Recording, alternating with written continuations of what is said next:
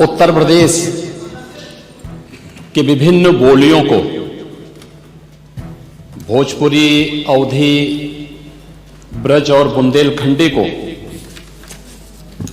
इस सदन में सम्मान मिल रहा है और हमारी सरकार तो इन सब के लिए एक एकेडमी का भी गठन, अलग अलग एकेडमी के गठन की कार्रवाई को भी आगे बढ़ा रही है। ये सभी हिंदी की उपभाषाएं हैं, यानी हिंदी की बेटियां हैं। भाषा की समृद्धि के आधार है और हमें इसका स्वागत करना चाहिए। ये सदन साहित्य केवल विशुद्ध साहित्यिक और व्याकरण से के विद्वानों की नहीं है, आम जन का प्रतिनिधित्व करने वाले माननीय सदस्य समाज के विभिन्न तबके से आए हैं।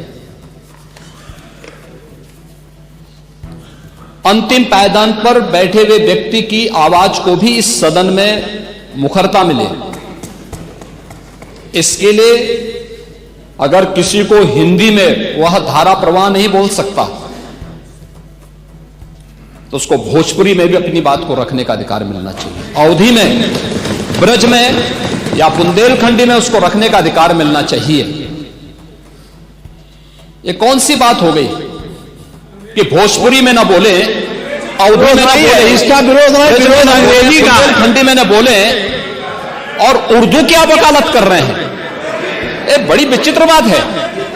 आप मुझे बताइए, मैं इसीलिए कहता हूं कि आप समाजवादियों का चरित्र ही इतना दोहरा हो चुका है, इतना दोहरा हो चुका है कि अपने बच्चों को भेजेंगे इंग्लिश पब्लिक स्कूल में और दूसरों के बच्चों को बोलेंगे कि एक गांव के उस विद्यालय में पढ़े जहां संसाधन भी नहीं है। ये दोहरा आचरण और जाकी रही भावना जैसी प्रभु मूर्ति देखी तिन तैसी, यह तो आचरण आप लोगों का है। इसीलिए आपने कल भी भोजपुरी का विरोध किया, अवधी का विरोध किया, बुंदेलखंडी का विरोध किया और आप लोग अपने दैनिक जागरण में, दैनिक जीवन में इस प्रकार के आचरण के आदी हो चुके हैं।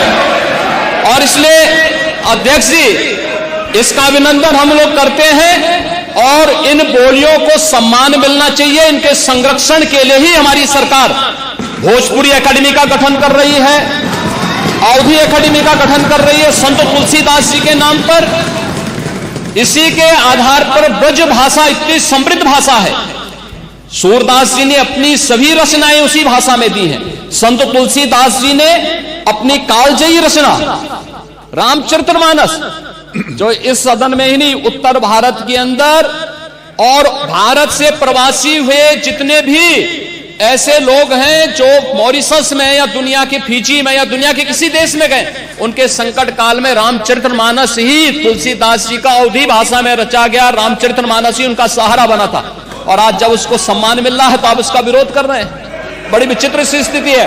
आप हर अच्छे कार्य का समाज, आज के यही ढोंग है आप लोगों का, यही ढोंग है। हर अच्छे कार्य का आप विरोध करेंगे, हर अच्छे कार्य का आप विरोध करेंगे।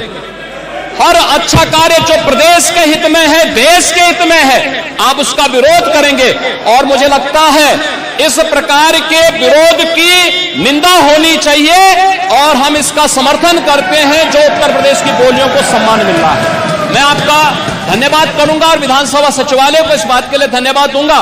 कल हम लोगों ने यहां पे इसका शुभारंभ किया, समाजवादी पार्टी ने उसका विरोध किया है और मुझे लगता है कि प्रोसीडिंग का हिस्सा होना चाहिए। इनको समाज के सामने एक्सपोज करना चाहिए। अपने बच्चों को ये लोग पढ़ाएंगे इंग्लिश स्कूलों में और दूसरे के बच्चे के लिए अगर वो सुविधा सरकार देना चाहते हो, कहते नहीं उर्दू पढ़ाओ इसको, यानी उसको मौलवी बनाना चाहते हैं, कठपुल्ला पर की ओर इसको ले जाना चाहते हैं। ये नहीं चल सकता है। हिंद मित्र न्यूज अच्छी खबर के लिए सब्सक्राइब करें, हिंद मित्र न्यूज को लाइक करें।